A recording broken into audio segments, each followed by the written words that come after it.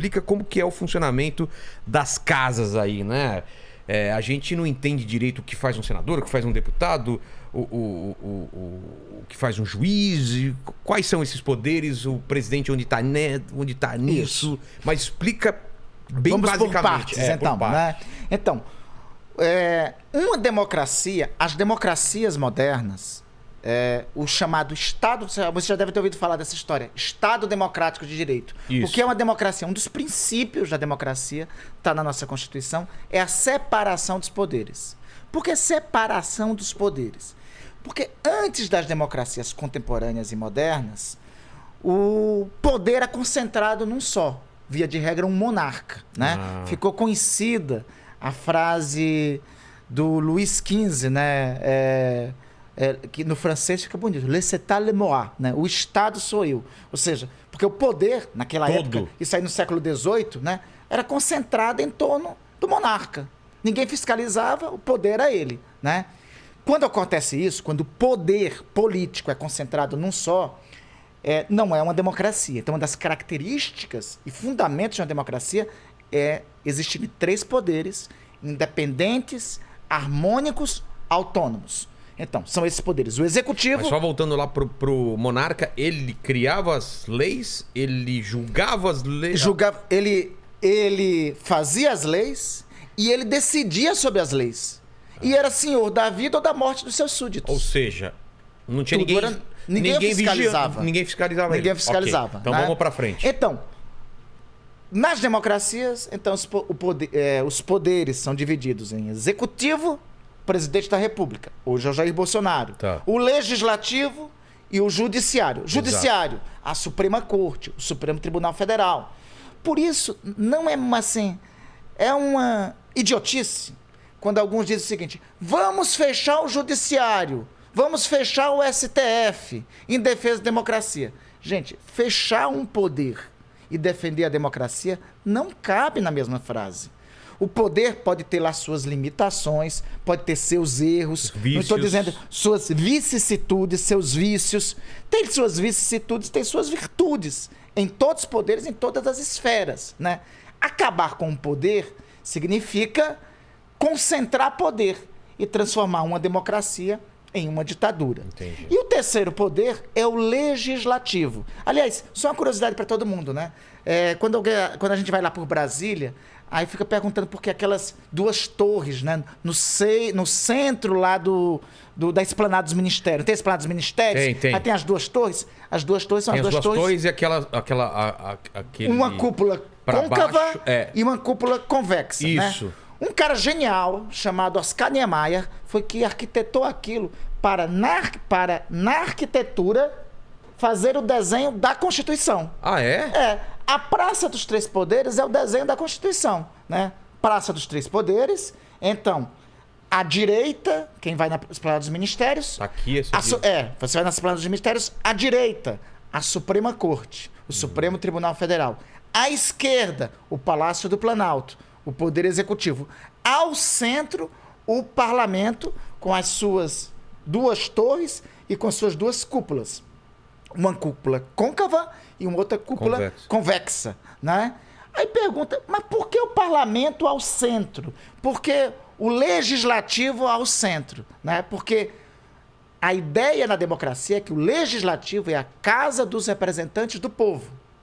E o princípio de uma democracia é que todo poder emana do povo.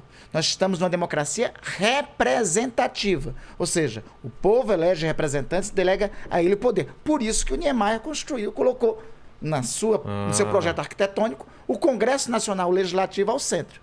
Aí deve perguntar, mas por que uma côncava, ou se preferirem, aberta, e uma outra convexa? É porque no Brasil o nosso legislativo ele é bicameral. Presta atenção, bicameral, tô falando bi, né? Bi são 2, né? Então, o que é diferente de bi? É uni, né?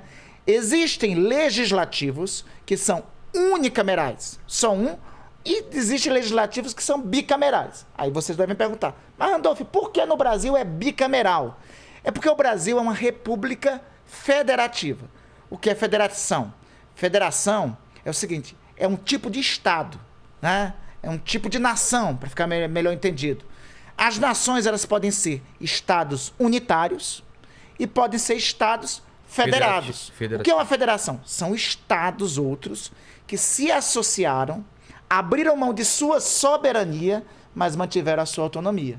Tá. É o caso do Brasil. É o caso dos Estados Unidos. É o caso da República Federal Alemã. É um que está na moda no dia de hoje, né? É o caso da Federação Russa, né? A Rússia, desde a Revolução Soviética, né, de 1917, é uma federação. Antes de ser uma federação, a Rússia era uma união de repúblicas, no tempo da União Soviética. Tá. Mas é outra história, não vamos complicar não. Mas enfim. Peraí, você falou de federativo e qual é o outro? Os tipos de nação, de estados, pode ser estado unitário. Unitário, dá exemplo de unitário. Bolívia. Bolívia é assim? É. Bolívia. Uruguai, né? Chile. Chile também? Chile. Colômbia, né? Eles não têm estados? Honduras, eles não têm estados associados. É um estado só e, portanto, é um parlamento só. Ah. É um parlamento que se chama unicameral. Na Bolívia é a Assembleia Nacional, né? Então, esses estados que são unitários, o parlamento é um só. No Brasil, o parlamento são 2. É bicameral no Brasil. Por que são 2? Porque nas federações, os estados se associam e abrem mão... Lembra que eu falei? Abrem Federações. Mão. Estados se associam, abrem mão de sua soberania, mas mantêm autonomia. Então, por isso que nos Estados Federados é necessário uma casa que seja dos representantes do povo. Qual é no Brasil? A Câmara dos Deputados. Exato. E de uma outra casa, que seja a casa da representação dos Estados-membros. É por isso que lá no meu Amapá tem 8... O Amapá elege a cada eleição 8 deputados federais. São Paulo elege 72 deputados federais. Entendeu? Porque o número de deputados é proporcional ao eleitorado, à população do estado. Como o Amapá é um estado pequeno, só elege 8. Como São Paulo é o estado mais populoso do Brasil, elege 72 deputados federais para a Câmara Federal. Mas, no Senado, o Amapá tem 3 senadores. E São Paulo tem 3 senadores. E é igual. É igual, porque a ideia do Senado é manter a unidade da federação. É manter a federação unida. Para não ter nenhum excesso, para que um estado mais rico não se sobreponha a interesses aos estados mais pobres, o Senado é a casa do equilíbrio da federação. Perfeito, né? perfeito. Aí voltamos ao Niemeyer, lembra? Côncava e convexa, né? Côncava, aberta para cima. Aberta para cima. Convexa, fechada. É porque a côncava é a Câmara dos Deputados. A fechada é o Senado. O plenário da Câmara dos Deputados fica aqui embaixo. O plenário do Senado fica aqui. Por que côncava? Por que é côncava? Por que é aberta? Para iniciar a feitura das leis, que se chama processo legislativo. Por que convexa? Para absorver o processo legislativo. Em outra linguagem, na Câmara começa a ser feita uma lei. O Senado revisa o que a Câmara fez. Entendeu? O papel do Senado é revisar aquilo que a Câmara fez. Em outras palavras, para ser mais... É tipo assim dizer, olha, está errado o que foi feito por vocês. Ou então algum estado dizer, olha, esta lei aqui que foi feita aí na Câmara, ela afetou os interesses de um estado mais pobre, né? Então nós não aceitaremos, você tem que rever essa lei. Então por isso que uma casa inicia o processo legislativo e outra revisa o processo legislativo. Entendi. Né? É por isso que nós temos, por isso que o parlamento brasileiro é um parlamento de tipo bicameral. 2 casas legislativas. E o Poder Judiciário nesse ponto? Qual é o papel dele? Assim, o executivo executa as leis, governa, determina. O legislativo produz as leis. Lembra, gente? Legislativo bicameral. Começa as leis a serem produzidas na Câmara dos Deputados. Revisadas no Senado. O Senado revisa, volta para a Câmara, entendeu? E sempre, na maioria das leis, nos projetos, a Câmara tem a palavra final. Ao Judiciário cabe a função de... O Legislativo tem 2 funções. A primeira é fazer leis. A outra é fiscalizar o Executivo e os demais poderes. Também fiscaliza, né? Então, o Legislativo tem dupla função, né? Tem função de fazer, mas tem função também de fiscalizar. Não é fiscalizar... Alguém pensa que é só fiscalizar o Executivo? Não. É fiscalizar o Executivo, fiscalizar também o Legislativo, fiscalizar o Procurador-Geral da República, né? Fiscalizar os demais poderes. E o Judiciário é quem julga, analisa as leis. Quando há controvérsia sobre uma lei, né? É o judiciário, no caso, é a Suprema Corte, o Supremo Tribunal Federal, que faz o julgamento. O nosso judiciário no Brasil, ele tem 3 instâncias, tem 2 grandes instâncias. Tem o judiciário estadual, que está nos estados, e tem o judiciário federal, né? O judiciário federal, né, ele tem instâncias distintas. Tem o juiz de primeiro grau, tem os tribunais regionais federais, tem o Superior Tribunal de Justiça e tem o Supremo Tribunal Federal. O Supremo Tribunal Federal só tem uma função: julgar as matérias que dizem respeito à Constituição. Ou seja, controvérsia sobre o artigo da Constituição vai para o Supremo Tribunal Federal. A função do Supremo Tribunal Federal é somente essa. Era só essa, mas... É só essa. Mas faz mais coisa. Não, o Supremo só pode julgar as dúvidas sobre a Constituição. Dá um exemplo. Por exemplo, vamos lá. Uma coisa que muitas as pessoas falam aí, primeira e segunda instância. Exato. Né? Porque veja que eu falei que no Brasil tem tem a Justiça de primeira instância, que é o Juizado Federal de primeira instância, tem o Tribunal Regional Federal, que é de primeira instância, né? E tem as instâncias superiores, que é o Superior Tribunal de Justiça e o Supremo Tribunal Federal. Aí o pessoal falou mais o seguinte: não, tem assim, segunda instância de julgamento, né? Segunda instância de julgamento significaria o seguinte: um cidadão é julgado por um juiz, é condenado. Certo. Se ele tiver uma condenação da Corte Superior, que seria, vamos lá, o Tribunal de Justiça ou o Tribunal Regional Federal, né? Então, ele cumpriria a pena a partir daí, né?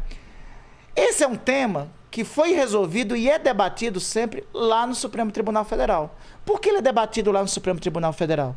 Porque diz respeito a uma questão constitucional. Qual é a controvérsia sobre isso?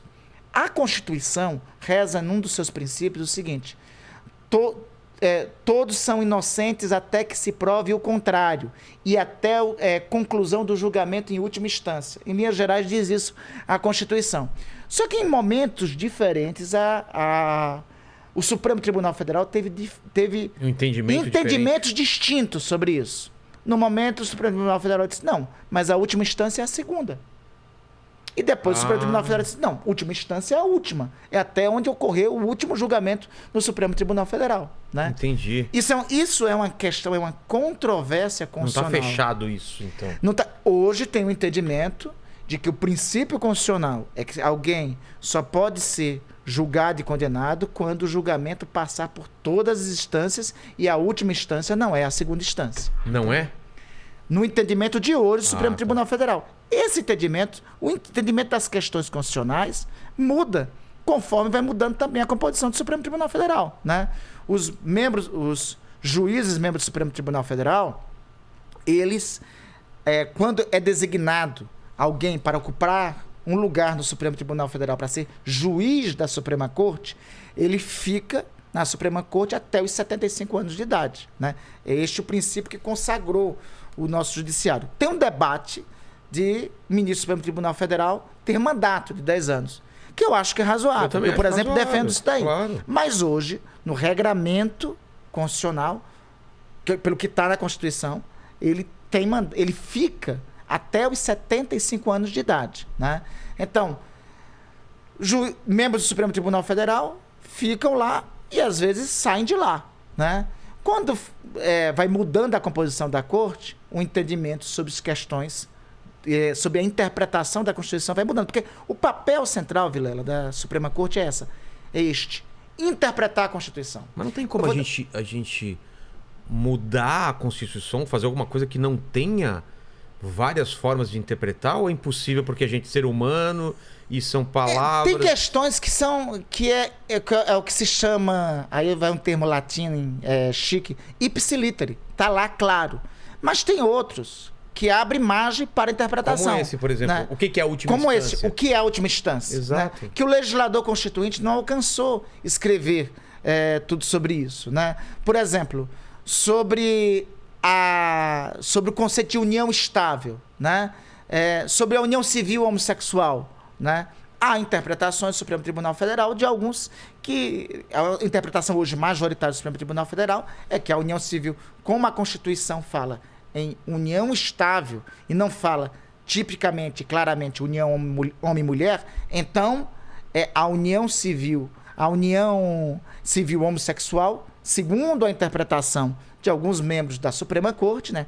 Hoje, segundo a interpretação da maioria, ela é contemplada pelo texto da Constituição. Por que é necessário uma corte com essa característica? Porque quem faz a Constituição, escreveu a Constituição ao seu tempo. Sim. Tem coisas que, ao longo do tempo, talvez a Constituição não tenha dito expressamente, mas que o espírito do legislador tem que ser interpretado pela Suprema Corte. É assim no Brasil, é assim, por exemplo, nos Estados Unidos. Também é assim. Lá é a mesma coisa. Quem que decide se uma emenda é aprovada ou não? O Congresso. Esse parlamento bicameral que eu falei para vocês. A Câmara dos Deputados e o Senado. Mas não é fácil criar uma emenda. Não é. Porque olha o seguinte... na separação das constituições, a nossa Constituição é uma Constituição que se chama Constituição rígida. Por que rígida? Porque o processo tem dois tipos de classificação de constituições nas democracias no mundo. Constituições flexíveis, que, assim, a maioria do parlamento muda, e constituições rígidas. Constituições rígidas é que precisa de quórum qualificado para mudar a Constituição. Entendi. Mudar a Constituição não é um processo simples. Primeiro, eu sozinho... tem que ser difícil mesmo. Por exemplo, eu sozinho não posso apresentar uma emenda constitucional. Não pode? Não, eu sozinho não. Eu tenho que reunir... Eu posso apresentar a emenda constitucional do Senado, mas eu tenho que reunir outros 26 senadores. Tem que convencer... Outros 26 para eles subscreverem o meu projeto de emenda constitucional. Né? Tem que ter eu mais 26. Se eu consigo 26 que digam, não, Randolfo, vou assinar essa tua emenda porque ela é boa. Entendi. Né? Aí é apresentada uma proposta de emenda constitucional. Aí já se tornou emenda constitucional, está aí? Não. Aí ela é submetida à Comissão de Constituição e Justiça no Senado ou na Câmara dos Deputados a uma comissão especial. Depois de aprovada nessa comissão, ela vai para o plenário. Aí, quer dizer, baixa a maioria votar que é aprovada. Não. No Senado, precisa que 28 deputados votem, 48 senadores votem favorável à emenda para ela ser aprovada. Votar só uma vez? Não. Tem que votar 2 vezes. No primeiro e no segundo turno. Tá. Né? E depois ela vai para a Câmara, se enviar do Senado. Na Câmara é o mesmo processo, passa por uma comissão e depois é necessário depois dessas 307 deputados e deputadas votando favorável à emenda constitucional 2 vezes para ela se tornar emenda constitucional. Então, emendar a Constituição dá um trabalho maior. Né? Vamos lá, então. Ajuda aí, Lene. Vamos ver se a gente entendeu. Então, tem esses 3 poderes. Falta a gente falar do Poder Executivo. Por que a gente vê, às vezes, que uma coisa sai dos deputados ou do Senado e tem o poder de veto? O que o presidente pode vetar? Ele pode mandar de volta? Como funciona essa relação do presidente com essas casas? Não é tudo que o presidente pode vetar. Ah, é? Emenda constitucional não vai para o presidente. Nem vai para ele. Não. Como vocês viram quanto dá trabalho, eu até tive que EBA e depois explicar como que é a emenda constitucional, né? Porque a emenda constitucional é mais complicada. Emenda constitucional... Qual foi a última que foi? Você lembra? Ou uma importante que passou? Não, enfim... A reforma da Previdência, por exemplo, foi uma emenda constitucional. Né? Tá. A reforma da Previdência. A reeleição, que eu acho que é errada, eu acho que tinha que acabar a reeleição no Brasil, foi uma emenda constitucional. Né? São exemplos de emendas constitucionais que já tramitaram lá. Mas, vejam só, a emenda constitucional tramita só no parlamento. Vai na Câmara, vai no Senado. Se o Senado aprovou uma emenda constitucional e a Câmara modificou, ela volta para o Senado. Aí se o Senado mudou de novo, aí ela volta para a Câmara. Tá. Aí se a Câmara mudou de novo, ela volta para o Senado. Porque a emenda constitucional, ela só pode terminar de tramitar quando ela for consenso entre as 2 casas. Entendeu? Entendi. Então, emenda constitucional só é no parlamento. Mas projeto de lei, medida provisória, né? Leis em geral... As PLs, né? O presidente da República tem que vetar ou sancionar. Lembra que eu comecei a história aqui dizendo que o parlamento é a casa dos representantes do povo? Então, a última palavra sobre uma lei é sempre do parlamento. Tá. Né? O parlamento elabora, assim, o executivo, o presidente pode mandar uma lei para o parlamento. Pode, mas o parlamento pode mudar essa lei. Essa lei volta para o presidente. O presidente, Diz, não, eu concordo com o que vocês fizeram aí, sanciona. Desculpa interromper, mas quando o presidente ele interfere fazendo uma lei, ele tá fazendo o papel dele ou ele tá... Tá, porque a Constituição permite que o presidente também faça leis. Ah, tá. Só que ele não pode fazer lei e aprovar a lei. Entendi. Ele pode fazer a lei, fazer o projeto de lei, não é a lei, e mandar para o parlamento, parlamento aprovar ou rejeitar o projeto de lei. Quando o parlamento modifica um projeto de lei ou tem uma lei que sai do parlamento, ela vai para o presidente. O presidente pode sancionar aquela lei ou o presidente pode vetar aquele projeto de lei. Vetou, acabou? Não. Lembra que eu disse que o parlamento tem a última palavra? É. Depois que vetou, o parlamento pode derrubar o veto. Só que não é simples para derrubar o veto. O parlamento pode derrubar o veto. Né? Parece truco, velho. É um jogo de xadrez, né? Não é truco. 3, 6... Então, o presidente pode vetar e o parlamento fala, peraí. Eu disse, não, tem que voltar para cá, que a gente tem que apreciar o veto. Só que aí não é tão fácil. Mas aí passa por cima do presidente, então? Se derrubar o veto do presidente... Mas fácil derrubar um veto? Não, aí é que tá. Né? Porque é o seguinte, aí não é tão fácil. Para aprovar uma lei, basta maioria simples. O que é maioria simples? Quantos deputados tem? Veja só, assim, maioria simples. O Senado tem 81 senadores, né? Mas aí começou uma reunião do Senado, tem 15, 20 senadores lá e tal. Vamos colocar em votação esse projeto de lei, já deu quórum aqui e tal. O que teve lá, aprovou. 10, se foi aprovado... Metade mais um. Não. Se foi aprovado por 20 a 10, entendeu? Já é? Já é. Caramba. Não é assim pro veto. Tá. Pro veto ser... depois que vai pro presidente, e o presidente veta, para derrubar o veto, é preciso da maioria absoluta dos membros do parlamento. Ou seja, não é 20... Não é quem está lá. Senado, por exemplo. O Senado tem... o Senado tem 81 membros. Então tem que ter 41 votos de senadores para derrubar o veto. Se não tiver 41 votos, o veto não é derrubado. Para derrubar o veto, lá na Câmara, a Câmara tem 511 deputados, precisa de 257 votos para derrubar o veto. Nossa, se não tiver 257, não é derrubado. Entendi. Né?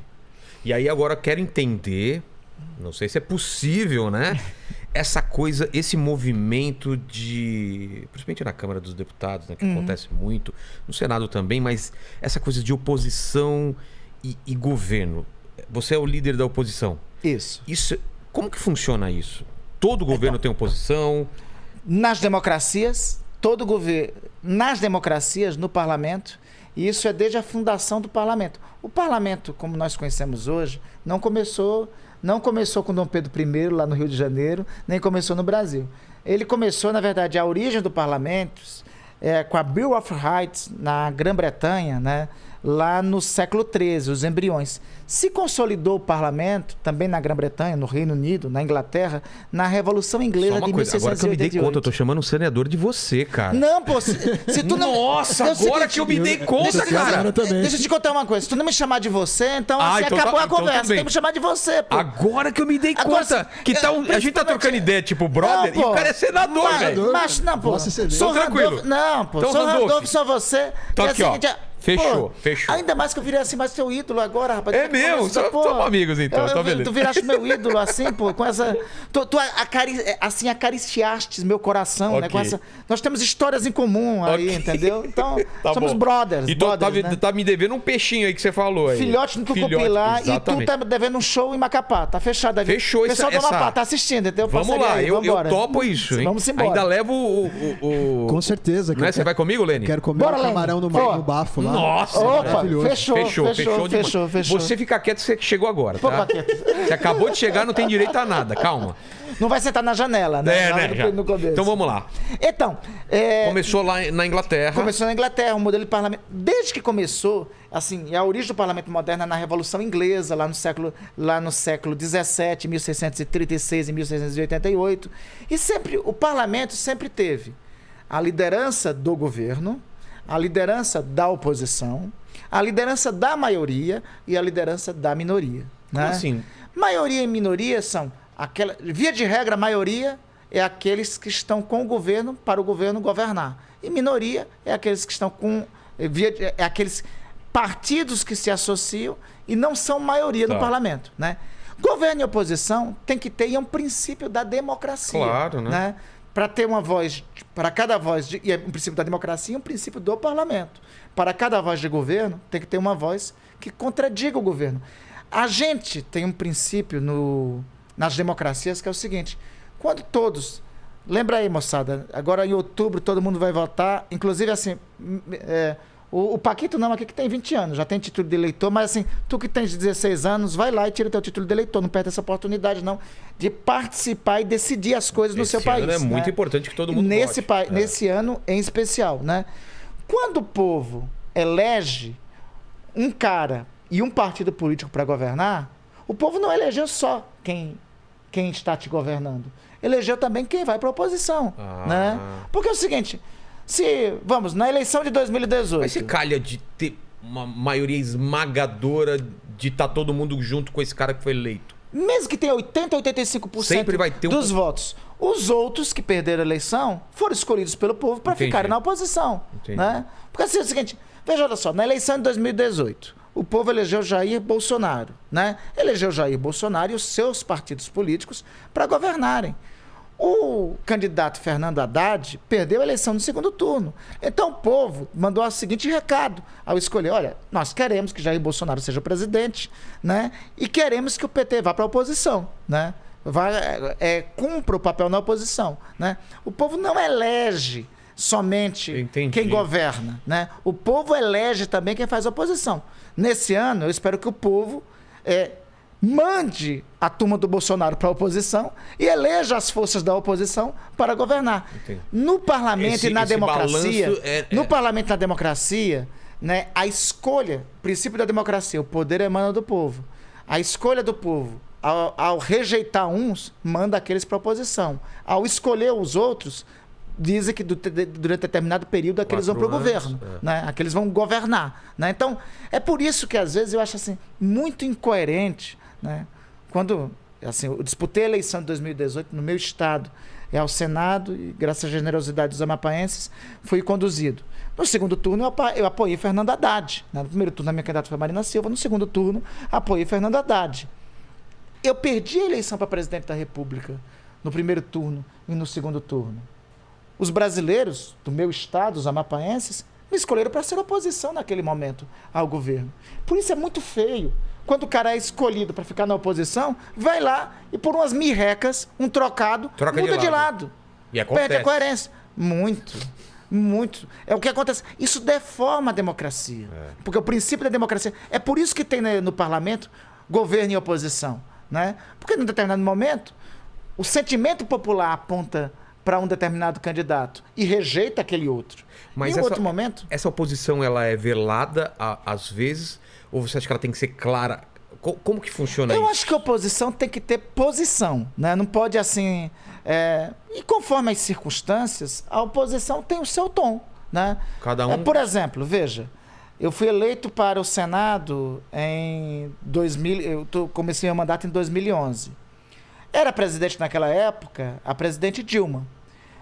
Eu não era da base de apoio da presidente Dilma, né? Eu tinha uma posição diferente do governo da presidente Dilma. Eu era de oposição. Mas eu não achava que no governo da presidente Dilma a democracia estava em perigo. Existia ameaça às regras do jogo democrático. Então, tinha uma forma de fazer oposição naquele momento. Você era oposição lá e é oposição aqui. E a forma de atuar são diferentes. A forma de atuação diferentes. Veja, eu tive posições diferentes do governo. Eu era... na época eu não era o líder da oposição. Mas eu tinha diferenças com o governo da presidente Dilma, né? Com o governo de Jair Bolsonaro, o tom é diferente. Mas por que o tom é diferente? Porque eu acho que Jair Bolsonaro, todo dia, agride a cidadania, a vida dos brasileiros e agride a democracia. Nós estamos vivendo, Vilela, no Brasil, a primeira experiência de um governo extremista, de extrema direita. Nós nunca tivemos uma experiência desse tipo. Um governo com características autoritárias, que conspira todo dia contra a democracia, que tem um fetiche contra a democracia. Vocês já viram várias vezes Jair Bolsonaro falando em fechar Congresso, fechar parlamento e fazer... Você acha que isso é só na bravata, é só da boca para fora? Ou realmente é um desejo secreto? Eu não quero pagar para ver, Vilela. Porque é o seguinte, o histórico dele foi de antagonista à democracia. Ele nunca foi amante da democracia. De onde é que ele veio? Aliás, ele nunca foi amante da democracia e do combate à corrupção.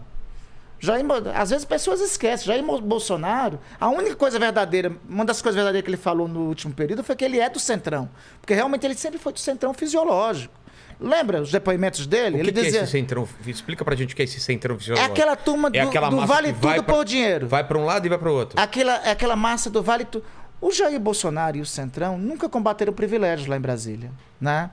Eu acho muito engraçado alguém dizer, não, eu quero combater a corrupção. Então, eu sempre digo, seu lado não é o lado de Jair Bolsonaro. Porque o lado de Jair Bolsonaro é o governo mais corrupto do país. E é o governo que tem... E a história de Jair Bolsonaro é de privilégios lá em Brasília. Vou te dar um exemplo. Mas mais corrupto do que o PT, do muito que o PSDB? Muito mais. É? Sabe por quê? Muito mais. Sabe por quê? Não é que não tenha corrupção. Teve corrupção. E veja, eu posso dizer isso que teve corrupção. Eu fui... No começo da Operação Lava Jato, por exemplo, Vilela, eu apoiei. Porque quem não quer apoiar o combate à corrupção? Sim. Né? Mas depois, hoje eu tenho por compreensão que não só teve excessos ali, como foram rompidos os princípios básicos do Estado Democrático de Direito. E quem corrompeu a Operação Lava Jato foi o juiz que a presidiu. Né? Eu acho muito engraçado quando o doutor Sérgio Moro, de vez em quando vem assim, vale o seguinte, eu conduzi a Operação Lava Jato. Está errado. Um juiz não conduz uma operação de combate à corrupção. Qual é o papel de um juiz? Falei ainda há pouco, é julgar. Um juiz tem que um juiz não é para aparecer na televisão. Um juiz não é para... É indigno aquele juiz que rasga sua toga e que se torna ministro da Justiça de um presidente que ele ajudou a eleger com seus atos como juiz. Né? Então, isso corrompe o judiciário. Né? Corrompe a estrutura, corrompe o papel e a finalidade da magistratura. Né? Então, embora eu tenha no passado dito, porque é o seguinte... Apoiado no começo.